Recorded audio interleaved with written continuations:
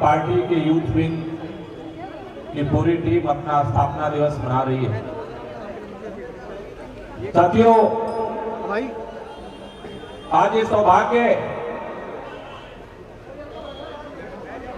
एक तरफ आज यूथ विंग भगत सिंह का जन्म दिवस और यूथ विंग का स्थापना दिवस मना रही है, दूसरी तरफ आज वो ऐतिहासिक दिन है जब शहीद आजम भगत सिंह की कुर्बानी से, उनकी देशभक्ति से प्रेरणा लेकर के दिल्ली के माननीय मुख्यमंत्री अरविंद केजरीवाल जी ने इस हिंदुस्तान के अंदर एक इतिहास आज से रचा है।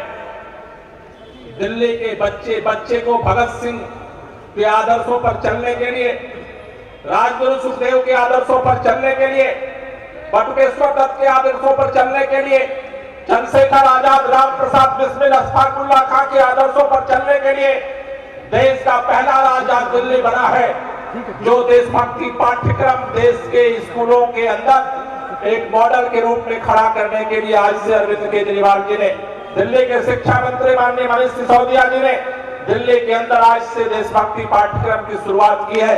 मुझे भरोसा है कि ये पाठ्यक्रम स्कूलों से भगत सिंह को पैदा करेगा, एक ऐसे नौजवानों की पीढ़ी पैदा करेगा जो इस मादरे वतन के लिए हंसते हंसते अपना सब कुछ न्यौछावर का जज्बा रखेंगे। दोस्तों, ये बात मुखर है, जब पूरा देश भगत सिंह के जन्मदिन को मना रहा है, देश के अंदर हालात ऐसे पैदा किए गए कि देश के किसानों को कल भारत बंद का आह्वान करना पड़ा।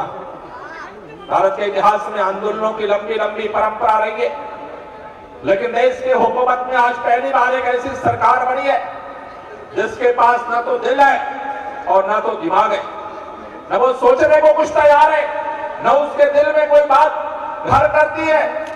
पिछले साल नवंबर के महीने से किसानों ने ठंड में अपना आंदोलन शुरू किया था। आंदोलन ने गर्मी को बर्दाश्त किया, आंदोलन ने बर्दाश्त किया बरसात को, और आंदोलन दोबारा नवंबर महीने में एक साल पूरा होगा, ठंड का इंतजार करने जा रहा है। इतनी अहंकार हमने कभी नहीं देखी, इतना अहंकार हमने कभी नहीं देखा। अंग्रेजों के राज में सुनते थे कि अंग्रेज हिंदुस्तानियों को इंसान नहीं समझते थे, उनके दुख दर्द से उनको कोई मतलब नहीं होता था, उनका एक ही सिद्धांत था, भारत में फूट डालो और राज करो। आज दोबारा हिंदुस्तान में ऐसी हुकूमत बनी है जो सोचती है कि हम फूट डाल करके इस मुल्क में राज करते रहेंगे। इस भगत सिंह के जन्मदिन पर आपसे एक ही कसम दिलाना चाहता हूं, हम वो तोड़ेंगे देश को, हम हिंदुस्तान को जोड़ेंगे और इस देश के अंदर एक नई लड़ाई को आगे बढ़ाएंगे।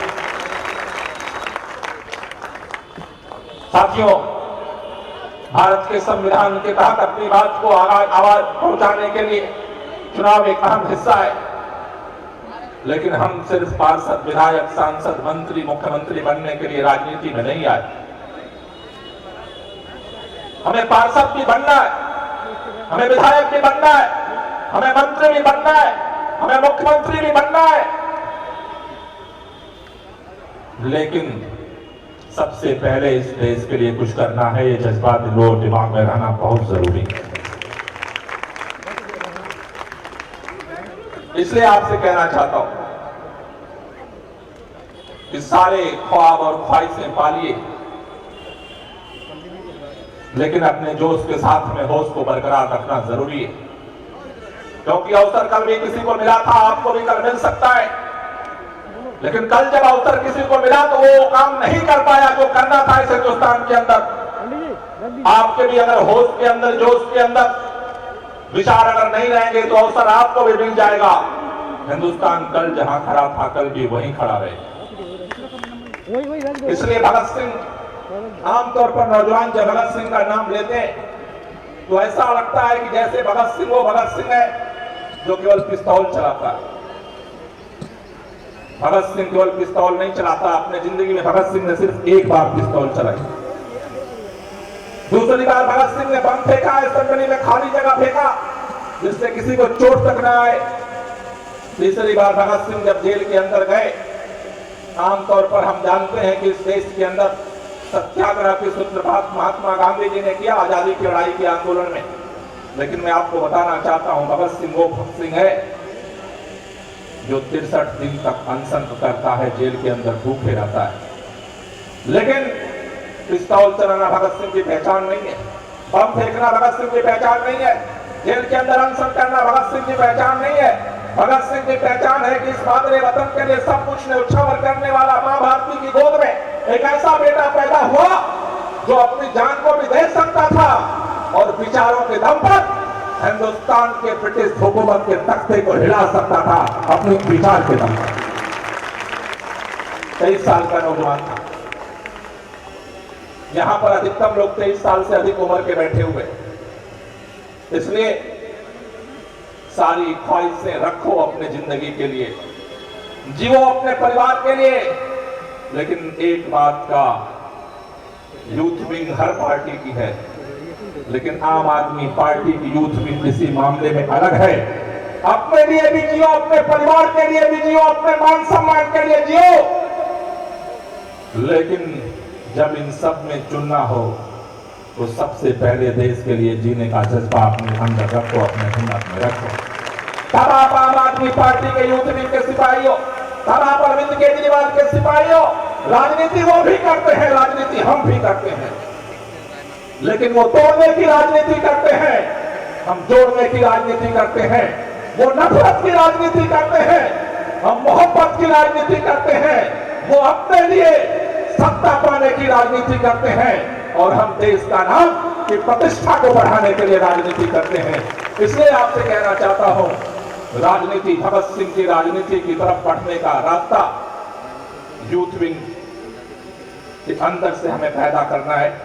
और इसलिए आप सबसे गुजारिश करना चाहता हूं, शहीद भगत सिंह को याद करते हुए, शहीद आजम को नमन करते हुए, कि इस देश के अंदर आप सबको एक नए विचार के साथ, एक नए हौसले के साथ, एक नए लक्ष्य के साथ काम करना है। अभी दुर्गेश भाई ने कहा एमसीडी का लक्ष्य आपके सामने। एमसीडी का चुनाव हमारे लिए केवल पार्षद बनाने का चुनाव नहीं है। एमसीडी का चुनाव हमारे लिए केवल मेयर बनाने का चुनाव नहीं है।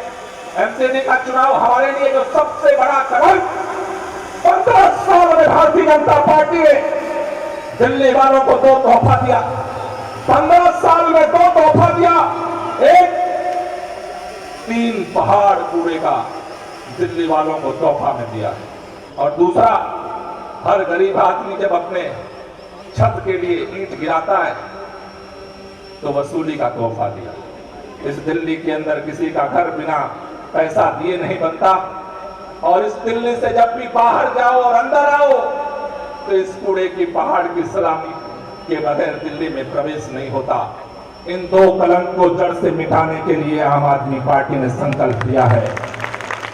दिल्ली में पहले भाजपा के एमसीडी में जो भ्रष्टाचार है उसकी सफाई करना है, और दिल्ली के अंदर जो ये पहाड़ का कलंक है इसे मिटाना है। इसलिए यूथ विंग को इस मोर्चे को संभालना है। दिल्ली को, देश की राजधानी को दुनिया के अंदर जिस तरह से अरविंद केजरीवाल जी के नेतृत्व में सरकार एक नए सपने के साथ एक दिल्ली को बनाने की कोशिश कर रही है, हम सब उनसे कदम से कदम मिला करके एक नए विचार के साथ दिल्ली में एमसीडी में बदलाव की लड़ाई को लड़ेंगे। मुझे भरोसा है कि जिस तरह से यूथ विंग ने पूरे दिल्ली के अंदर जगह जगह जाकर के यूथ सम्मेलन किया, जिस तरह से नौजवानों ने अपना समय, जिस तरह से तन मन धन लगा करके इस कारवां को आगे बढ़ाया है, हमें उम्मीद है कि दिल्ली के अंदर आगामी 3 महीने के अंदर यूथ विंग सेंट्रल संगठनों में अपना रिकॉर्ड बनाएगा और अगले बदलाव की लड़ाई में अपनी अहम भूमिका को तय करेगा। आप सभी साथियों को हर विधानसभा से, हर वार्ड से, हर मंडल और बूथ से आए हुए जितने हमारे यूथ विंग के पदाधिकारी हैं, मंच पर बैठे हुए सभी प्रदेश के पदाधिकारी हैं, हमारे मंच पर तमाम माननीय विधायक यहाँ मौजूद हैं, तमाम सेंट्रल संगठनों के पार्टी के पदाधिकारी मौजूद हैं। हमें भरोसा है कि हम जिस तरह से दिल्ली के अंदर बदलाव के कारवां को लेकर के आगे बढ़ रहे हैं, हम मिल करके कदम से कदम मिला करके इस बदलाव की लड़ाई को आगे बढ़ाएंगे। शहनाज भाई ने 2 लाइनों से शुरू किया, उन्हें 2 लाइनों से मैं खत्म करूंगा। तू जिंदा है, तू जिंदा है, तू जिंदा है तो जिंदगी की जीत पर यकीन कर। तू जिंदा है तो जिंदगी की जीत पर यकीन कर। अगर कहीं है स्वर्ग तो उतार ला जमीन पर। अगर कहीं है स्वर्ग तो उतार ला जमीन पर।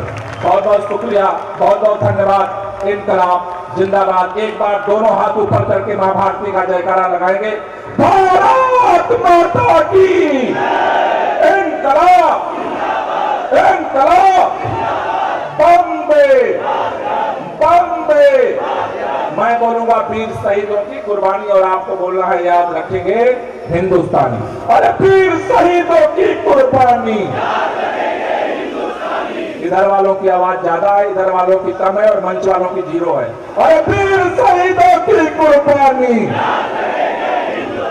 अरे वीर शहीदों की कुर्बानी। आप सब लोगों को बहुत बहुत शुक्रिया, बहुत बहुत धन्यवाद।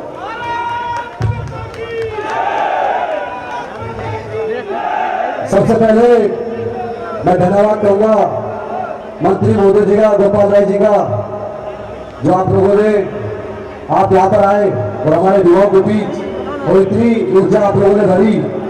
तो धन्यवाद कहूंगा मंत्री जी का। आप सभी विधायकगण, पार्षद साथी, हमारे मनोनीत पार्षद, सभी कार्यकर्ता और देश की पूरी टीम जिन्होंने दिन रात काम करके इस प्रोग्राम को सफल बनाया, आप सभी बधाई के पात्र हैं। आप सभी को ढेर सारी शुभकामनाएं, ढेर सारी बधाई। आप सबने इतना सहयोग किया।